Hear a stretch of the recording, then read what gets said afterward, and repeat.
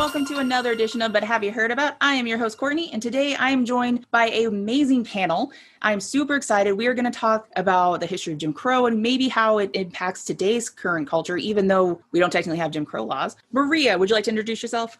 Howdy, everyone. This is Maria Alvarado. I am part of the Fighting Texas Aggie class of 2011. Very proud of that. And I am a recent new mother, and I work for Daisy Cares in San Antonio, Texas. Excellent. Nick?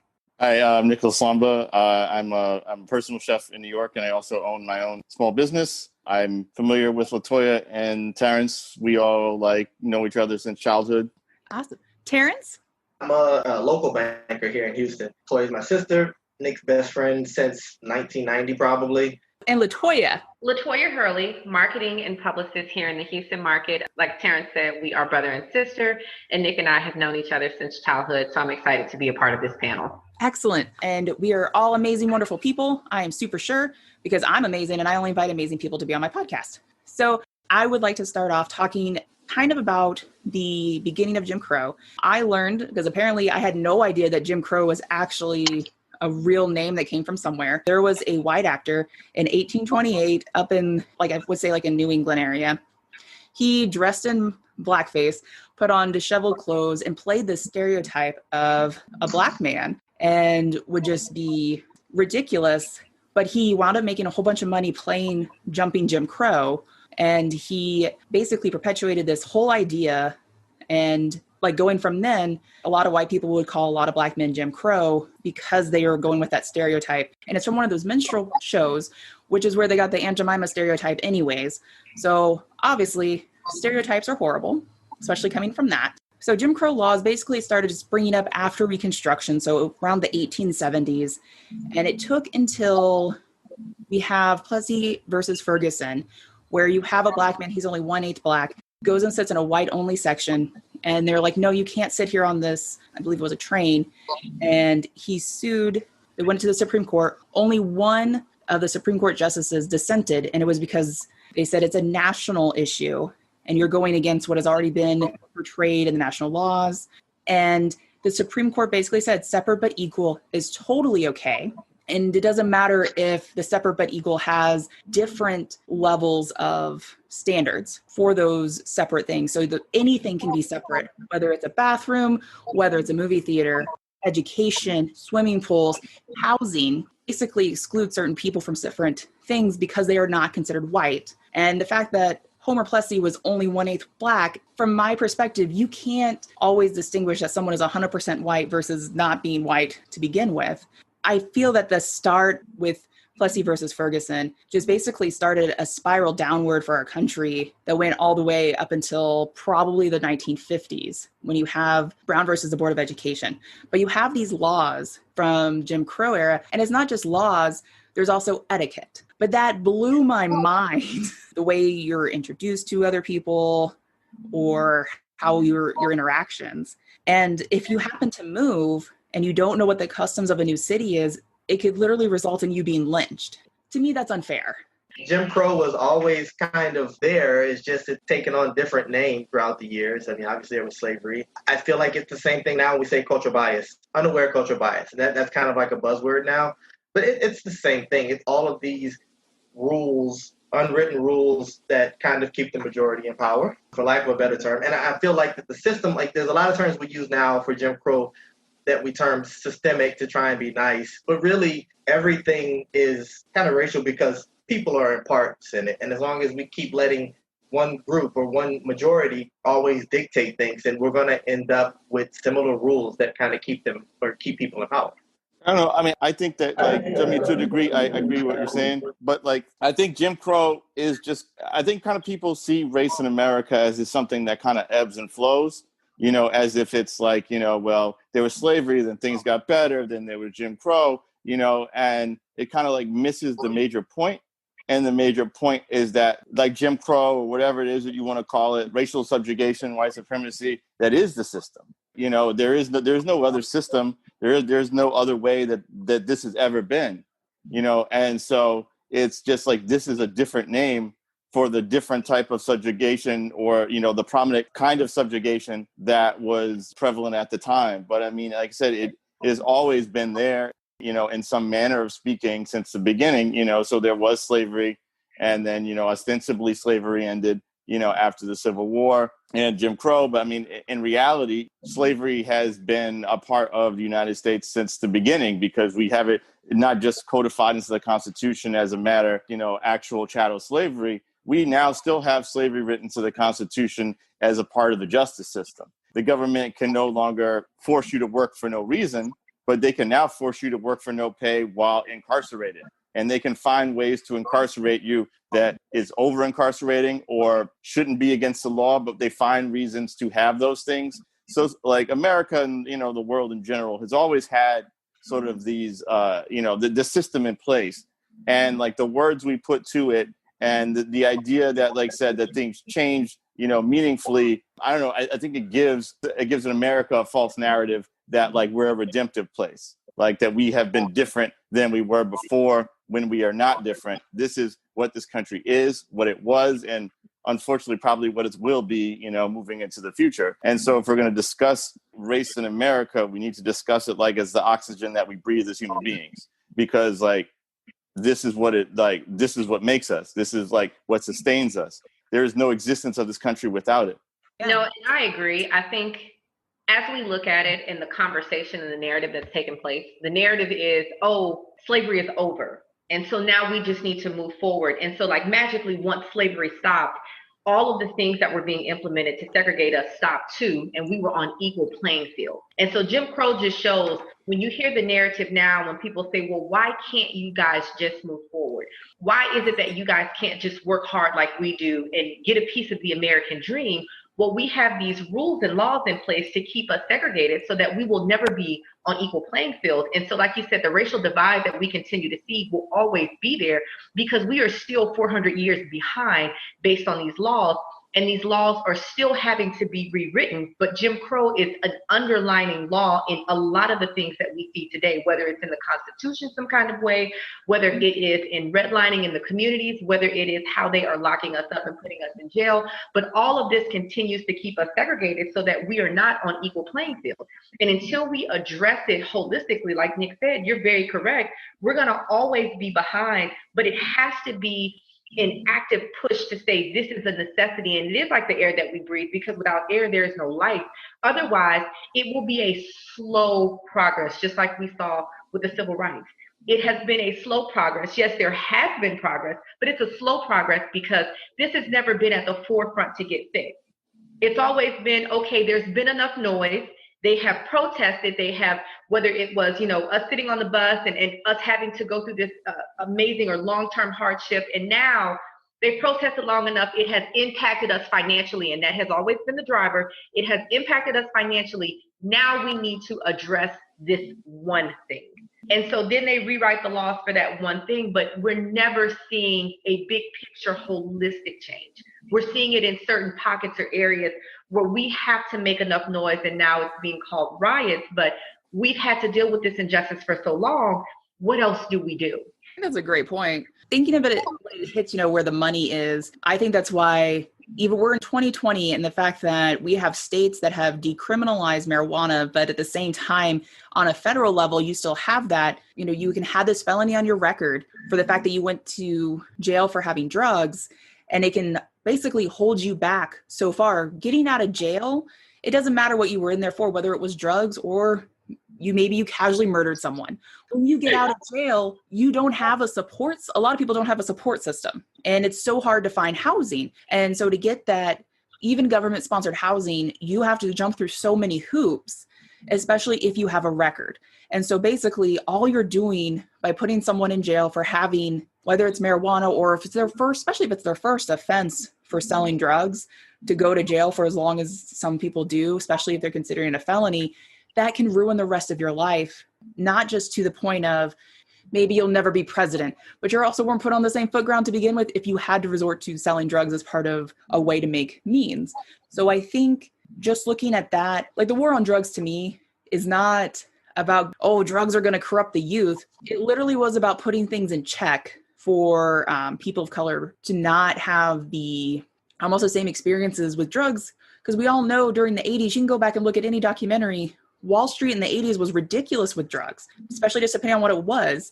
And just because more white people did cocaine, they didn't go after it as much. I mean, the creation of the precursor to the DEA, the man who did it, I've talked about it before on my podcast, Harry Anslinger, he was a huge racist. He hated jazz music, and he hated jazz music because he was like, this is uncultured. This is horrible. They can't keep in time. I'm like, that's the point of jazz music. Well, whatever. And he went after so many Black performing artists because that's who he could go after, because they decided not to go. They went after marijuana usage as opposed to heroin and cocaine at the time, because more Black people had access to marijuana than they did with any other type of drugs just because of what it was. I feel like kind of the key with all of these things being chosen on what's decriminalized is, it's easy to criminalize your culture, which is really what a lot of that is, including marijuana. But I mean, they put crack in the streets and they gave it a more significant designation than cocaine, which is the same chemical composition, right? But that's indicative of the bigger problem, which is anything that they found that we didn't assimilate to, they criminalized it for a long time. And I mean, it's still happening now. The number one group that is incarcerated behind marijuana is the one group that can't get into gain any equity in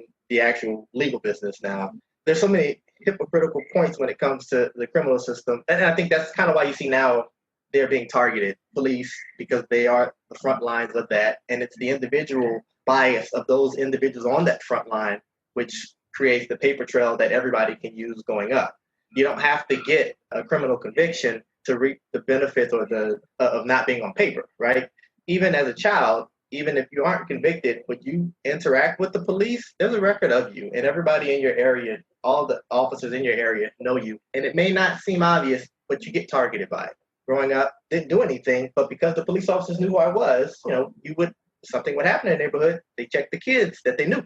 And that's the part that needs to change first. You really have to find a way to be able to better police those frontline people so that the people who get into the system at every level, it's done appropriately.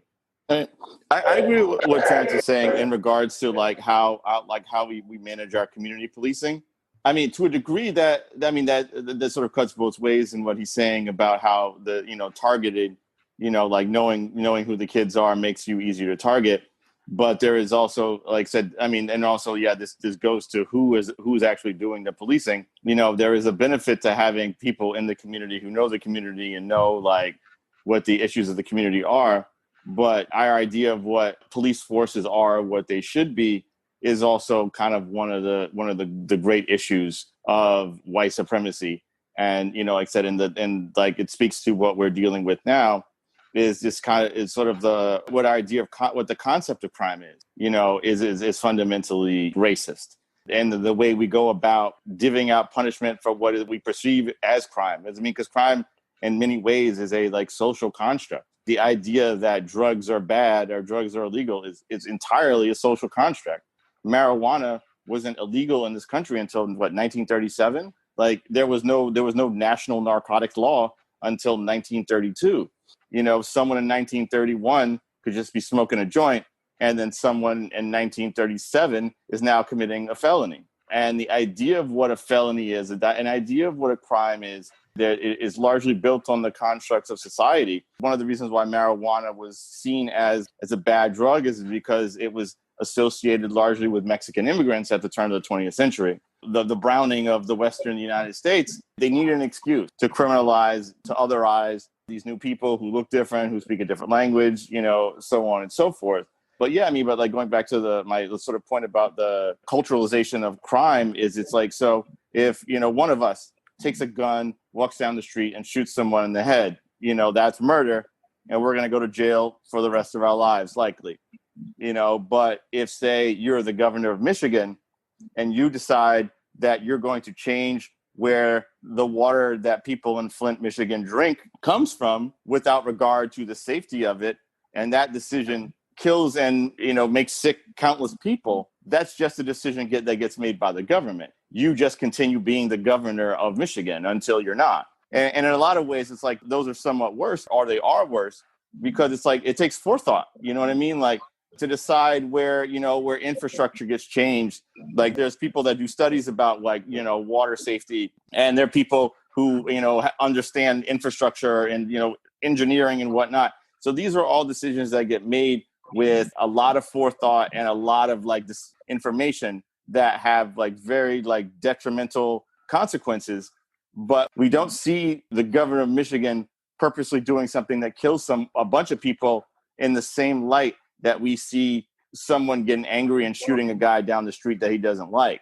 You know, when the guy that gets angry kills one person, the governor, for whatever reasons he had to make the decisions that he had, killed multiple people. We don't put those two people in the same category, and we don't see those crimes as they're both fundamentally crimes. We don't see them that way, you know, and if they were criminalized to some degree, you know, like institutionally, they would not be criminalized the same way. I think I look at it as, did you directly kill someone, or is it indirectly killing someone in that sense? And yes, that both of those happen with the indirect, because I feel like it's a more detrimental because that was worse to more people in Flint, Michigan. But I do want to go back real quick, talking about policing your own communities and going back with Jim Crow, that one of the reasons that MLK wanted to go to Birmingham, Alabama was because for it being only 40% Black, there was no one on the police force that wasn't white. All the politicians from that area were white. Firefighters were white. And so anytime something were to happen, especially in neighborhoods of color, it wouldn't be seen the same as if it was in a white neighborhood. And I think that's one of the lasting effects of Jim Crow, is that we have gerrymandering in districts when it comes to voting. And like I am looped in, I live on the north side of San Antonio, but I'm looped in with North or South Austin, as well as the wine country. And for like my district, it makes no sense to me, like how we're represented. We have very vast different views, especially going from Austin, San Antonio. Anyways, going back to what the governor of Michigan did versus if somebody went down on a street and shot somebody in the head, they should be looked at the same. However, the way that our government is, nobody wants to look at them the same. And while there are going to be certain groups of people that definitely do, like I look at it as, if you knowingly did what you did that, and you knew what the consequences were going to be, just like if you carried a gun and shot somebody in the head, you know what the consequence is going to be. There needs to be consequences to your actions of what you did. Piggyback and feed into that conversation. I think that is a great representation of what Jim Crow looks like.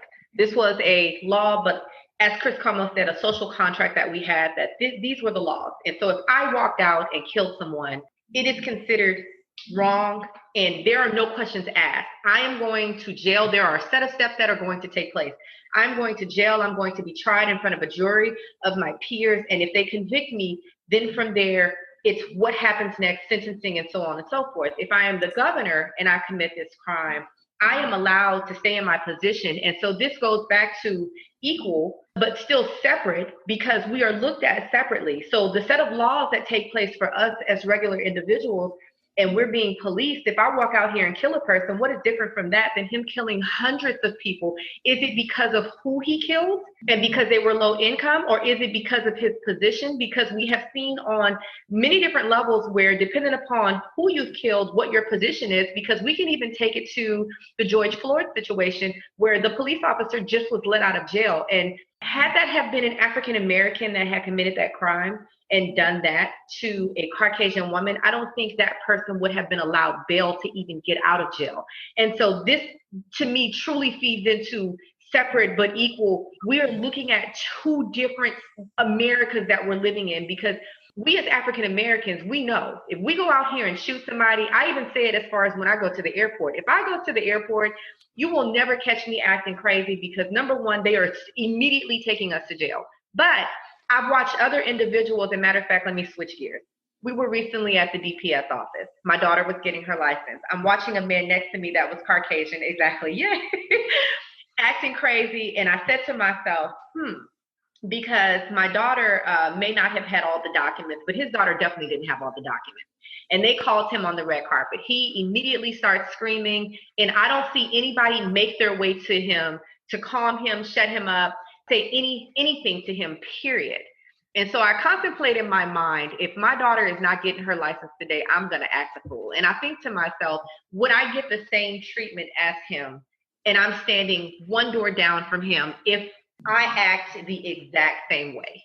And I don't think that would have been the case. I agree with you. I don't think that would have been the case at all. I always tell anyone, I'm like, if you need my white womanness to go in and yell at someone for you, I'm 100% there. I'm ready to do it. I'm ready to be a Becky, because I'm too young to be Karen, but I'll be Becky. Yeah, but I think that was a great example of kind of Jim Crow and how what that represents to us and how it's still being implemented in today. There are so many tiers of this. And what I always tell people is I don't know how we move forward because this is so ingrained in American culture, law, and where do we even begin to start to fix it? So I open that up to the floor for everyone. Like, I give you my option is, you start with the vote. But more importantly, when you vote, you choose people who show you that they are ethical, right? We end up with a lot of powerful people, a lot of charismatic people who will do a lot of gamesmanship to win. Essentially, it can bend the rules to their benefit, then that should be legitimate. I think that we should choose people who are going to take the moral high ground on everything. Like, this is what we should morally do. Doesn't matter if this is going to benefit me or my group stronger. For the good of the people, we need to take this moral decision. And then you'll find a lot of stuff like with gerrymandering, that's a decision from somebody who's doing everything they can to keep themselves in power, or a party that is chosen to do unethical things to keep themselves in power. Start voting for people who have moral compasses, then some of that changes. I mean, obviously you can't get all those people out of office, but you got to start somewhere. Well, I was going to say that, like, it's a little bit difficult to bring it to just say, well, the people that we vote on, they have to be of upstanding moral character. One, it's really easy to lie, as we can see, with like the current state of affairs in this world, and, pretend to be something that you're not. It is important, the character of, who you, elect, but like the issue is, I think the issue is more structural than just like the results of one election. And I mean, I think, and gerrymandering, I think that was like a good point to bring up, is because like said that like gerrymandering, like in, voter suppression laws or whatever, like they make the results of any individual election less important, and they tilt the scales basically in terms of like where the power lies, within society. So like if we don't like address the sort of structural changes that are necessary, what individuals we vote for won't have the same meaning that like it should. Like I said, it should matter that if you vote talented, smart, ethical people, and that they should have like the power to make change. But even if you do like I said, even if you do vote for good people, that have good intentions and know the right things, if you put them in a rotten system, the results will be tainted. You'll never get the government, the society, whatever it is, you'll never get the one that you want, because like I said, the things that we have in place are, like I said, the rot itself is structural, and you have to look at the system first. And, and I say in the system in the macro sense versus the system versus one election, because I can't speak to what everyone believes here, in this group, but I would say if I had to surmise, we probably all want some change in the current presidential administration. Like Trump can go tomorrow. He could die of the coronavirus tomorrow. And like the problems that we have with him are still going to be there, even with him, without him himself being there. And none of the issues that like most people have with him are issues that are like new. Trump himself is not novel to the history of this country. I mean, like maybe the way he goes about it so blatantly, perhaps, and maybe, how stupidly sometimes. There's nothing about what he's done that's outside of the mainstream of the Republican Party. These are all things that, like I said, over time they have worked on. I remember being in college like 20 years ago, having discussions with people in my dorm about voter ID laws, and this is like when I'm like college, like, so it's like these things have been, the Republican Party has been working on this stuff for like for the large part, like 3 decades. It's borne fruit. But even then, the 3 decades they've been working on voter ID laws is just like running back Jim Crow. It's just another way to suppress votes, of people of color, of young people, basically anyone who's not going to vote for that particular party. And so it's like we have all of these ways that we make the system not work that have to be addressed before, we look at individual elections as something that can be, that meaningful. Trump needs to go. If he loses January 21st, 2021, like the U.S. isn't going to be that much different than it was the day before. No, I agree with you. I think a lot of people put way too much stock in presidential elections versus your local elections. or even who your local representative for, I think we're all in Texas, but I'm in New York, but yeah, same thing. Texas and New York is the same You're thing. Texan today. You're Texan today in this conversation. Yeah. For us, our Texas House rep and our Texas Senate rep, they make more changes that affect you on your day-to-day basis. And so many people forget about that. The fact that we have such low voter turnouts in governor elections, or even in the non-presidential year elections, shows how, I don't want to say how little people understand, but they don't understand. A lot of people just don't understand how impactful those local elections are. Your city council does so much. And if you don't like your city council, it is so much easier to get your voice heard than it is for me to go yell at Ted Cruz or John Cornyn. They don't care about me. They don't need my vote because they're like, we don't care, you're one person. But like for my city council level in San Antonio, one vote matters a lot. So it's good to have those conversations, but most people, again, understand the local impact. But I do agree, literally tomorrow, you could have anyone who has been infected with the coronavirus and the current administration just casually be like, we're out, we're going to 25th Amendment, all of us. No one's going to be around anymore. Nothing would happen because our national government takes so long to do a lot of things anyways. I equate this in football terms, and I think that the Houston Texans has given me the best equation to politics as I can get. But just because you fired your general manager and your head coach all in the same day, 4 games into a season, you aren't going to change anything. The next person who comes in is going to have to deal with all of this, basically nothing. You don't have a cap space. You don't have trades. You don't have anyone to basically to trade to get what you need. So you're already going to be put into a bad situation. And I think that happens with a lot of elections, is that the first year or two, you're riding off of whoever was before you anyways, when it comes to economics, when it comes to just appeal. So literally the last 2 years of your first term and the 2 years after whatever your last term is usually are going to be your years. So like Reaganomics didn't work, and it disenfranchised people that were not upper middle class or higher to begin with. And same thing with anything that happened during Bush 1's presidency too. So you have to have another person who comes in to balance a budget. I feel like I'm definitely rambling, but I love talking about presidents. But anyways, Jim Crow, thinking about separate but equal, especially when it comes back to crime. When you were talking about it, LaToya, it kind of struck a light bulb in me. I watched the Atlanta's Missing Children from HBO not that long ago, and I thoroughly enjoyed it. If you haven't watched it, I highly suggest it. But they talked about the fact it took almost like 20 kids to be missing and having so many of them found murdered and finding their bodies before Atlanta police and Georgia really got involved. And that's, the 80s. That's not that long ago. They're still having repercussions from that. And that's 30 years ago. Over 30 years ago from when this happened. So this is Maria. I am probably I'm going to assume I'm the only first generation American. So I hear you guys talking about marijuana. By the way, you're very welcome. Those were my people, the Mexicans. Yes. we are very, we will take that credit. In my upbringing, right, I am, again, first generation American. So I don't have the history here in America of grandma or grandpa or great grandparents living through Jim Crow or the racial divide here. But this exists everywhere. I can't tell you how many times in my upbringing, it's blatant, where I was reminded, oh, you're the brown one in the family. And half my family looks, quote unquote, European white, and the other half is more native brown. And there's the preference to what we call weddles. I mean, there's a name for it, right? And so immediately, when your child is born, they're like, oh, it's a brown one, or, oh, it's a white one. That was normal for me. It continues to be normal. But now that I've given birth to a very ethnic looking son, I'm like, I hope that he knows a different future than what I have. And I'm going to try my hardest that he does, because I chose a very dark man to marry. For lack of a better term.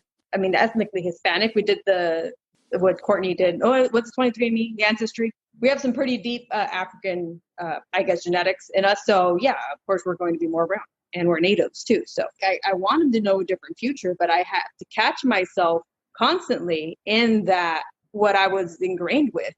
No, it's not white and brown. He's just a kid. I have to catch myself in my thought process as I'm raising him.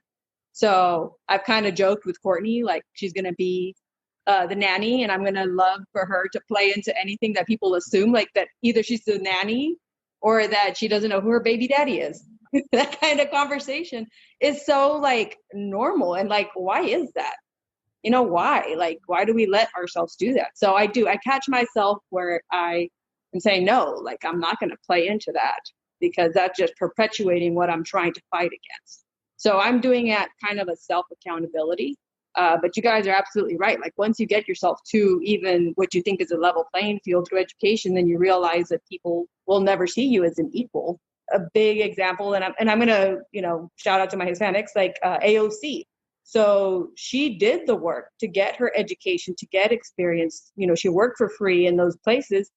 And then she held a position as a bartender, which most people can't see past. They're like, oh, well, why did they let a bartender in this? Like, no, man, that's somebody who was working hard to get paid so that they could work for free to get experience for what they went to school for. Like, people can't see past that. Again, I kind of catch myself in those kinds of conversations, and it's tough. I mean, you're always fighting this battle. Like, I know here with my family, I went to a high school that is a donut hole in San Antonio. So I'm not sure if you guys are aware of San Antonio, but like the Alamo Heights area, which is the 1%, followed by Olmos, and then the Monte Vista era. So that is all the east side of that donut hole. And Edison High School, where I went to, is just where, if you will, poverty starts from those areas. So my classmates, my family, and I will say this, I've had people incarcerated for, were the ones who sold drugs. And so there were never repercussions for their users, ever.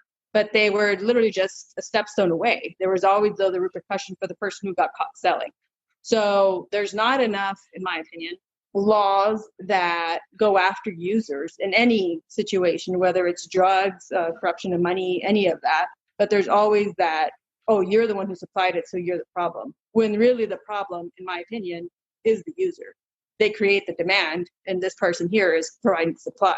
One of my uncles, he's kind of crazy. He's like, it's because we came up with it that it's a problem.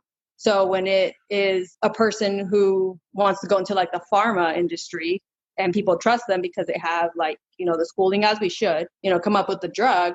And again, I'm going to assume they have this privilege and prestige. Then suddenly it's seen as like a good thing that was synthetically produced, versus because we had something that was created from nature that produces, maybe bad side effects. It's seen as the problem. My upbringing, everything was just blatant. There was no sugarcoating. Like, you are white, you are brown. You're going to make it farther in life because you are white, and you're not because you decided to marry a brown man. How dare you? My grandmother, of all people, God rest her soul, she did not believe in me getting an education. She said, I can't believe we came to America just for you to be doing the work to go to school. You should have just married rich. Guys, this is a normal thing in my family. This is just how it is. My mom wasn't allowed to go past third grade. That's what we fight every day. So again, I catch myself constantly as a new mother, to not give in to what I'm fighting as much as possible. It's hard. It's hard. That's all I'm going to say. It's hard. But I think it's a combination. I think to solve something like this, I mean, I'm all about education. And it doesn't have to be that 4-year degree. It could be a trade school, which I know some people frown upon. It has to be that. And it has to be voting people in who, I mean, even if they look like you have to see what their moral compass is. What are they going to do with their newfound privilege? So yeah, voting, education, and then just, being more aware of just things, how things are. And I don't remember the name. I'm sorry. To the gentleman who's on here who said, like, this is something we live with. This is something that we do. Like, we can't ignore it, but we have to understand that it's part of our system. So again, what are you going to do with it? Are you going to just pretend it doesn't exist? No, this is part of what makes us. But anyway, that's my experience and what I think would help fix things, or at least make progress. That self-accountability, like, how much are we playing into it day to day? Not that I forgot you were a new mother, but having that perspective, especially coming, you are first generation from Mexico. You actually took the citizen test. I don't think I would pass it, even though I should. Yeah. I know for a fact I was in AP US history in high school, and it literally felt, when we were taught, so you have Jim Crow laws, and then we went over to the civil rights. But once MLK was murdered, everything was fine. We're somehow at peace with everything. That's literally how I was basically taught. And I went to a super white school. Like, besides white kids, the most predominant we had was Asian. And we didn't have, I would say, enough representation with students let alone our faculty, to really have those conversations that, no, things are still not really great. You still have these issues going on. Just because the literal Jim Crow laws are not there, it doesn't mean that there's still not states trying to pass legislation that is continuing that effect. I would love to ask a question of Maria, because I think she represents that change that we would like to see. So the fact that she took and had a self-realization moment of cultural bad habits that had been passed down to say, I want to do something different. My question is, what brought you there? Was it the current climate, or was it just a self-realization that you went through that made you say, I want to do something different? Because I think one of the things that we struggle with now is some people, it's so ingrained in their minds, this racism or things that have been done for so long that they don't know any other way. And so what brought you to that change to say, hey, I'm going to do something different. I don't want to carry this same legacy that I've seen in my family? Wow. Never been asked that before. So let me think about it. It happened at a very young age when I noticed the difference. And I think it also had a lot to do with what I was exposed to. And I mean, I didn't grow up a life privilege. My parents still live in poverty. And part of that poverty was that I would translate for my mom at a lot of her housekeeping sites. It was exposure. And so I remember being probably, I was about 8 or 9. I would start translating for her because her primary language is Spanish. And people are mean. People are mean. They're like, she has to do this. She does not, and I would try to negotiate and, do all these things for her. And I still do that. So that's when I became, I guess, an advocate for even my own mother. That exposure just showed me that these people with privilege behind closed doors, they're still people. They're still, they do struggle. And at one day, I remember it was real bad. And my mom, the lady was complaining because I was there. And she's like, well, I don't have childcare and she has to be here, things like that. And me as a kid, I'm like, dang, I'm a problem. But then my mom went home and she's like, you know what? And this is something I did not understand until I got married and wanted kids. She's like, don't let that bother you because these people want what we have. And I didn't understand it then, what she meant. Because in my mind, I was like, we only have one restroom, Mom. I have to share the room with my siblings. Like, what are you talking about? They want what we have. Like, we have it bad. As a kid, that's what I understood. But as I got older, then I realized what she meant. They don't have, or they didn't have, that strong family support system. These people in power with privilege, they get there by suppressing others. They get there by taking advantage of what they're able to do. So what they're left with is a very disingenuous version of life. Wow. I understood that as a teen. I went into college at I went to Texas A&M in College Station, where I was less than 10%. There was more Asians, I think, than there were Hispanics. Like, it was predominantly white. So that's what these people struggle with, is they have abused their power to where they live a very disingenuous life. And that's where I was like, dang, Mom was right. You have to build what's genuine. You have to have that good moral compass.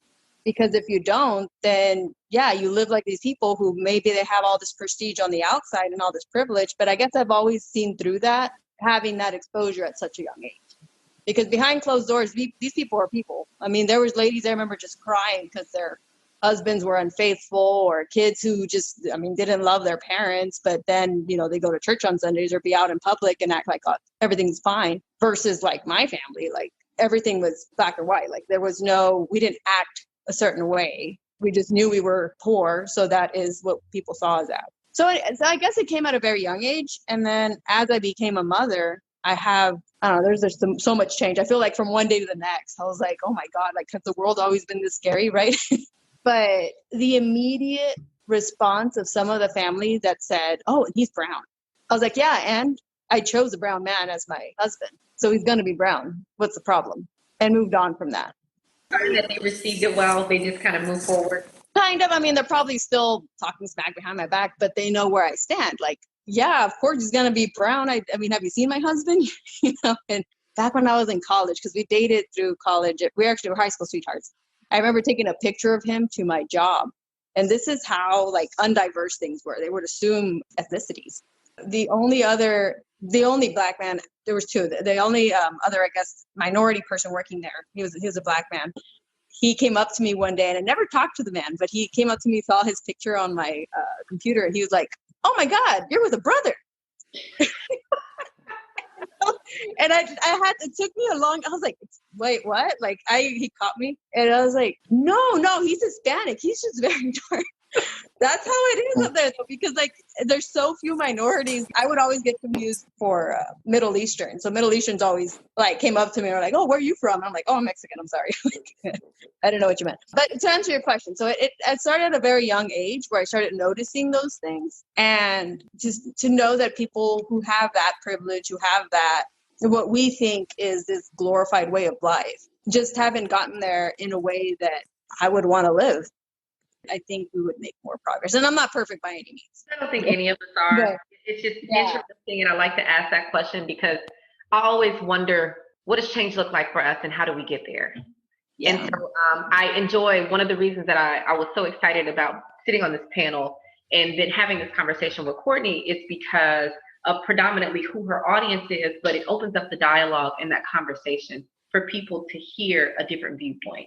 And especially because they've never seen that before. So when they talk about Jim Crow and they listen to this and they hear versus the narrative that they have amongst their peers that share the same viewpoint, this is why we're so angry and so upset. And I always tell people, the people that are on this call, while we have been able to forge forward and make a great living for ourselves, that doesn't mean that we haven't been impacted in any way, shape, form, or fashion.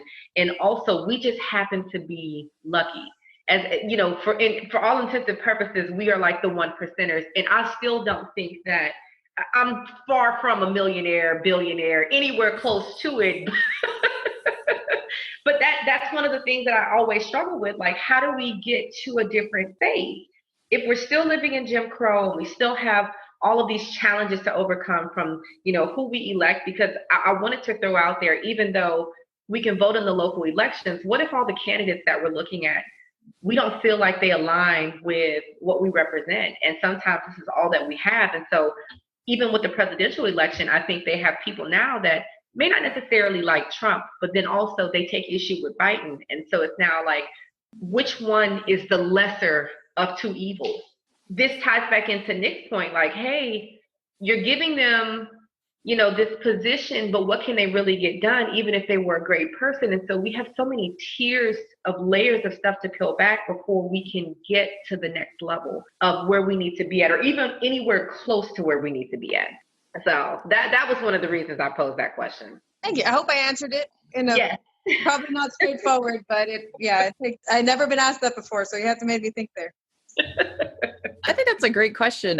I mean, can I chime into LaToya's question? Honestly, as much effort needs to be made undoing what was done that went into doing what was done. Like creating the system. It's like we think about the American history or world history as these narratives. That some people in this country got mad about taxation, and then we fought a war, and then we wrote a constitution or whatever.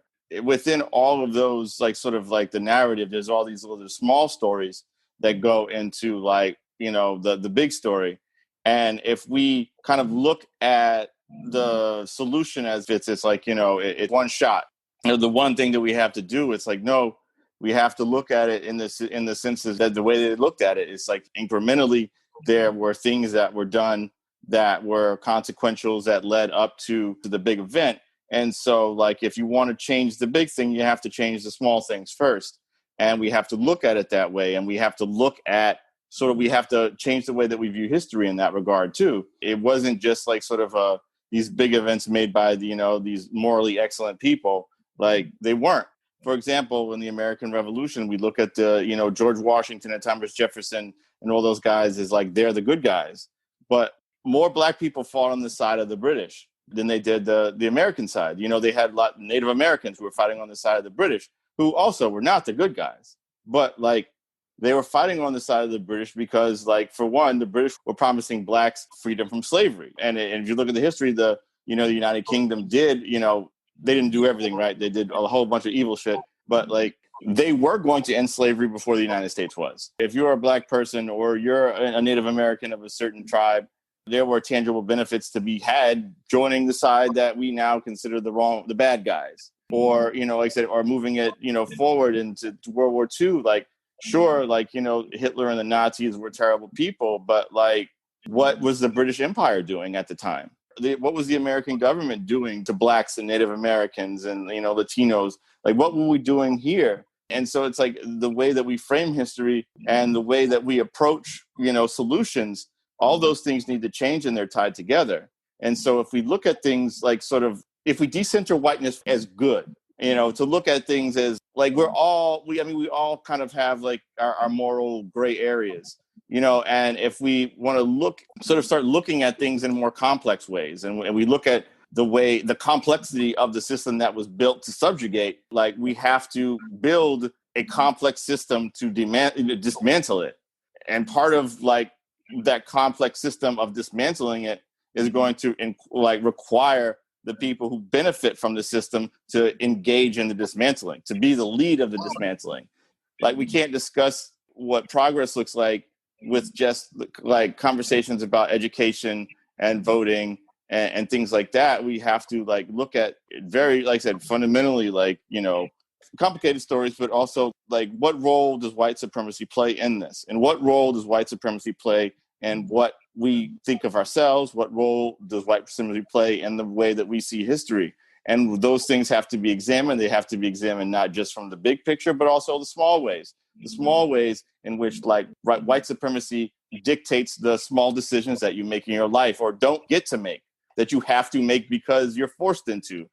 The solution involves like everything, but like more details need to get paid to like the small details, and how pervasive that mindset is, how pervasive this system is, and like making things go wrong for people that it's not supposed to go for, like it was designed for us to fail. And so how do we undesign it for us to fail?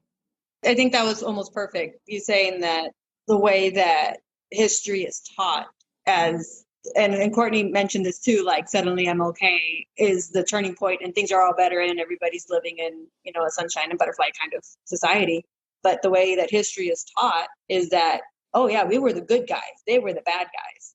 Even though the World War II, so we see like Hitler as this neo-Nazi who is, oh my God, he murdered Jews. Well, we weren't doing any better by segregating people here in the United States, but we couldn't see what we were doing here as the same bad thing. So when you see like history being taught, yeah, you see a lot of what this good guy, bad guy thing is like, no, they didn't take over the way that you think they took over, the way you were taught they took over. And there's a really good, actually it's a Netflix special with John Leguizamo.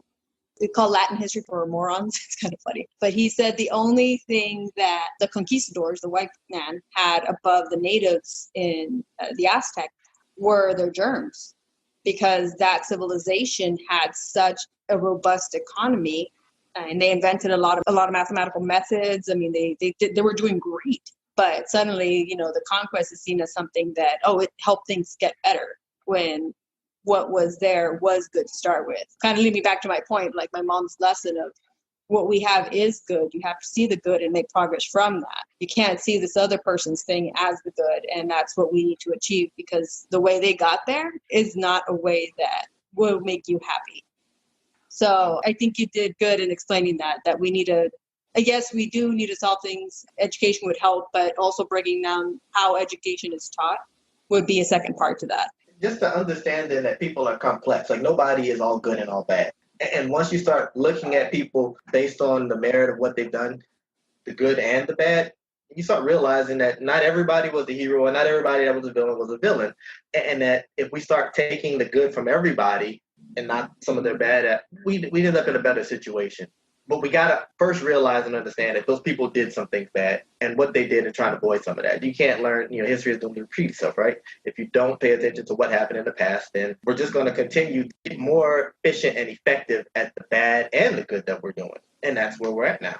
I agree. Yeah, I agree. And also, you had talked about World War II, Nick, and, the good versus bad. In relation to Jim Crow, if you go back to World War I, they segregated the hell out of civil service after World War I, even though they basically made all men that were enlisted, they fought together. While they did have separate units based on color, you still fought. A lot of them came back feeling that hey, we were equal, we did this together, we fought for our country together. You came back and it was more segregated almost. But also Woodrow Wilson was a huge racist, and we don't talk about that. I mean, he screened Birth of a Nation, the first movie ever screened at the White House, being Birth of a Nation, which is a huge, just horrible movie. And also, even taking our founding fathers, none of them were perfect. I would have to go and find the graphic that shows which of our founding fathers didn't own slaves. And it's like 10% of the people from that big portrait didn't own slaves. And we don't talk about that. You're like, oh, there were some that wanted to take it out. I'm like, no. The majority of them totally owned slaves. They didn't want to get rid of it. We need to be able to have those conversations to do the whole picture, even though it's going to hurt talking about some people's ancestors or talking about, your great-grandfather wasn't as amazing as you thought, but you can still think that your great-grandfather is amazing because he is your great-grandfather. But you have to take the good with the bad. We haven't evolved to that sense that we can look at our history, talking about not repeating it. I mean, also talking about Hitler, he wanted to be just like Napoleon Bonaparte and conquer all of Europe, and he wanted to go into Russia, just like Napoleon did. And he failed going into Russia, just like Napoleon did, because he didn't learn you don't go to Russia during the winter, because they're going to let their people die, and they're going to burn their crops so you don't get food. So again, learn from history, because if we don't learn, all we're going to do is just make those same mistakes. So I 100% agree with what Nick said, and I just said it and reiterated it as the white woman that I am.